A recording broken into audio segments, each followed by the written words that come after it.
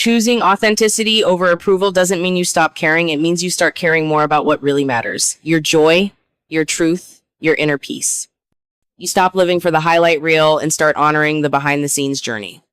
You stop chasing the crowd and start attracting your tribe, the ones who see you, hear you, and respect you for exactly who you are. There's real beauty in being honest with yourself, in knowing your boundaries, in honoring your emotions, in allowing your voice to be heard without shrinking it for anyone else's comfort. That's authenticity. And when you choose it, you give others silent permission to do the same.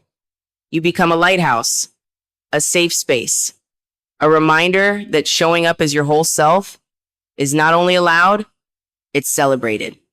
So let them misunderstand you, let them question your path, let them whisper, because when you're rooted in truth, their noise can't shake your peace. You're not here to be liked by everyone. You're here to love yourself so deeply that no outside opinion can touch the power you've cultivated within. You're here to be real, not perfect. Aligned, not accepted. True, not trendy. And that's a level of freedom that approval could never buy. The most impactful leaders don't lecture. They don't need to instruct every step. They inspire simply by existing in their truth. To lead by embodiment means you become the example, not just the explanation. You become the living proof of what's possible when someone fully steps into their power, owns their story, and radiates their worth without apology. Your energy becomes the message. Your presence becomes the guidebook. When people watch you walk through life in alignment, they learn more than any words could ever teach. You show them how to move, how to rise, how to love themselves fiercely just by doing it yourself. Embodiment is deeper than motivation. It's transformation that starts within and ripples outward. You don't need to convince anyone of your value when you're living in it. You don't need to tell them you're powerful when everything about the way you carry yourself says so. That kind of energy teaches, it uplifts, it awakens others to their own potential. And it requires no performance, only presence. You lead simply by being who you are, fully and unapologetically. You become a mirror for what others are capable of, not by pushing them, but by reflecting what's possible when someone chooses to stop dimming and start shining. When you embody your own message, you become trustworthy. Your confidence becomes contagious. Your resilience becomes a quiet whisper to those around you that they can survive, thrive, and rise too. Your joy gives them permission to seek their own. Your boundaries teach them to honor theirs. Your glow doesn't just inspire, it activates. That's the essence of true mentorship. You don't change people by telling them what to do. You change people by becoming a living, breathing reminder that healing is real, that confidence is earned, and that inner peace is worth fighting for. You walk your talk, you live your values, and in doing so, you create a ripple effect of empowerment that stretches further than you'll ever know. This is why being authentic matters so much. When you fake it, people feel the disconnect, but when you embody truth, they feel the frequency shift. You don't even have to say much, your energy speaks volumes. Embodiment is silent leadership. It's magnetic alignment. It's being the kind of woman who others feel safer, stronger, and more seen around, not because you're trying, but because you're being. Every time you choose your peace over drama, your growth over gossip, your purpose over people-pleasing, your mentoring, every time you rise from a setback with grace, set a boundary with love, or celebrate yourself without guilt, you're leading. You show others how to love themselves better by doing it boldly and openly. You don't just talk about light, you become the light. That's embodiment. That's mentorship without a microphone. And that's a kind of leadership the world can never ignore. Pain was never meant to break you. It was meant to build you. Every scar you carry is not a sign of weakness, but a symbol of resilience. When you choose to turn pain into power, you stop allowing your past to define you and start using it to refine you. The most empowered people aren't the ones who've avoided hardship. They're the ones who faced it, felt every sting, and still chose to rise. They've cried, cracked, and crawled, but never quit. They found a way to take everything that was meant to silence them and use it as fuel to amplify their truth. Turning pain into power means owning your story without shame. It means looking at every heartbreak, rejection, betrayal, and failure and saying, that didn't end me. It evolved me. You begin to realize that your struggles were never detours, they were training grounds. Every time life knocked you down, it was preparing you for a level of strength, wisdom, and clarity you couldn't access without the fall. Power isn't given to you, it's discovered in the fire. And you've walked through that fire with your head high, your heart cracked open, and your soul still shining. There's nothing soft about surviving. There's nothing weak about feeling pain. The real power comes from allowing yourself to feel it fully without running, without numbing, without pretending. You faced it. You broke open, and then you began to build. That's where your power comes from, not just in the healing, but in the choice to heal when it would have been easier to stay angry, bitter, or broken. You turned your heartbreak into art, your wounds into wisdom, your silence into a voice that carries strength. And now everything you once thought made you less than has become the very thing that makes you magnetic. You've alchemized your pain into purpose. You've taken your deepest struggles and transformed them into your greatest strengths. That's not just healing, that's transformation, that's power.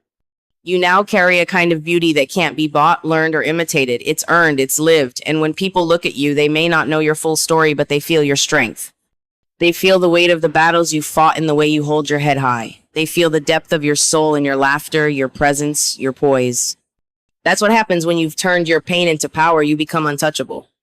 This power doesn't make you hard, it makes you whole. It doesn't close your heart, it expands it. It doesn't make you bitter, it makes you brilliant. You glow with a light that comes not from a perfect life, but from a perfectly embraced journey. You carry grace because you earned it. You radiate wisdom because you lived through the lessons.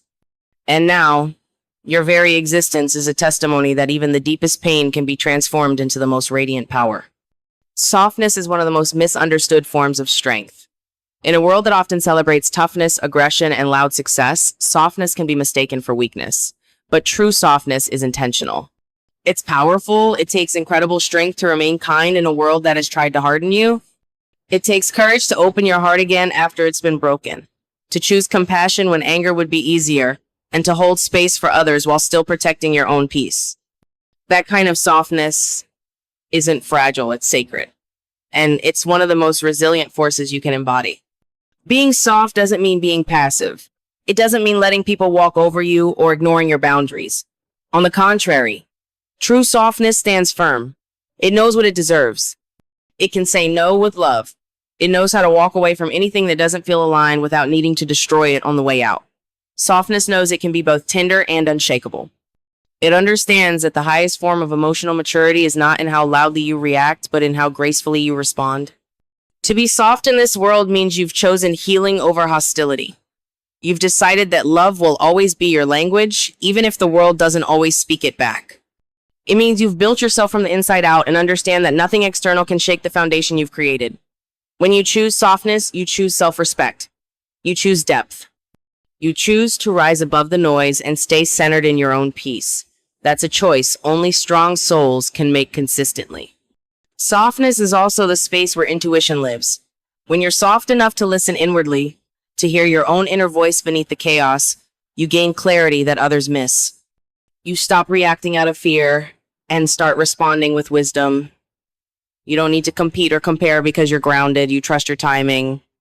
You know what's meant for you will never need to be chased. It will align effortlessly. That quiet faith in yourself is born from a place of softness, not force. When you lead with softness, you become approachable, real, magnetic. You allow others to feel safe around you, to open up, to be seen. That's a kind of power that breaks walls without ever needing to raise a voice. You show that vulnerability isn't a flaw, it's a gift. That empathy is a form of intelligence. That being emotionally available doesn't make you weak, it makes you rare. So let the world call you soft. Let them misunderstand your gentleness. Let them assume you're delicate because they have no idea that softness is your superpower. It's what lets you love deeply, rise gracefully, and lead authentically. It's not what makes you less, it's what makes you limitless. Because when your heart stays open in a world that tries to close it, you've already won. You were never meant to fit in because you were born to stand out. You are not here to copy what's already been done. You are here to be the blueprint, the original, the one who doesn't follow paths but creates them. When you fully embody who you are without imitation or hesitation, you stop competing. You stop comparing. You stop asking for permission. Instead, you lead by example simply by being who only you can be. That's where your power lives, in your originality, in the essence that no one else can replicate. You are not the result of someone else's idea. You are the beginning of your own movement. Being the blueprint means, your energy is the product. Your vibe is the message. Your presence is the brand. You don't need to chase trends because you are the trend. You set the tone when you walk into a space. You don't adjust to the room. You shift the atmosphere. That's not about arrogance. That's about ownership. You know your value. You know what you carry.